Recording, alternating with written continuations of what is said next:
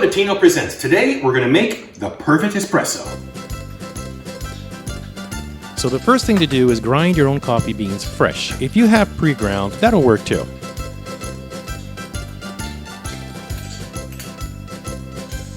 You want to make sure that the grind is not too fine and not too coarse.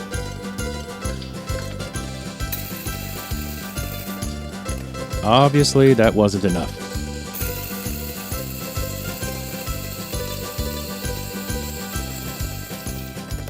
That's good right there.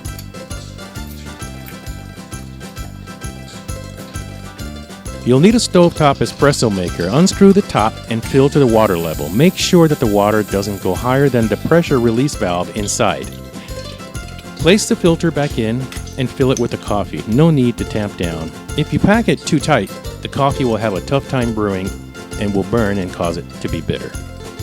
These espresso makers come in different sizes. This one makes 2 cups, and I prefer to place it on the smallest stove burner, but you can use your own discretion. Fill a cup with the amount of sugar that you'd like.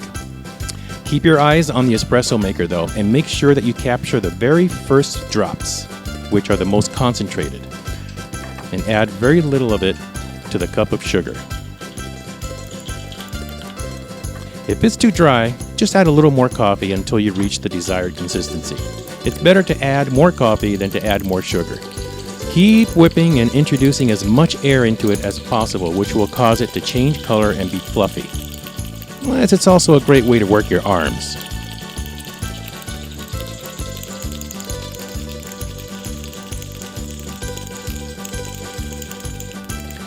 This is what you want to see. It's fluffy and has a beautiful golden color.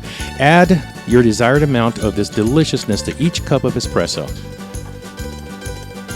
And please don't call it espresso, it's espresso.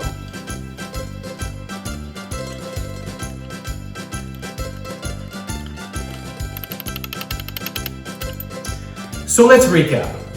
Is it nice to have a big expensive espresso machine? Sure. Do you actually really need one for an amazing espresso? No. So if there's any other Italian concerns you want us to address, leave a comment and subscribe. Salud.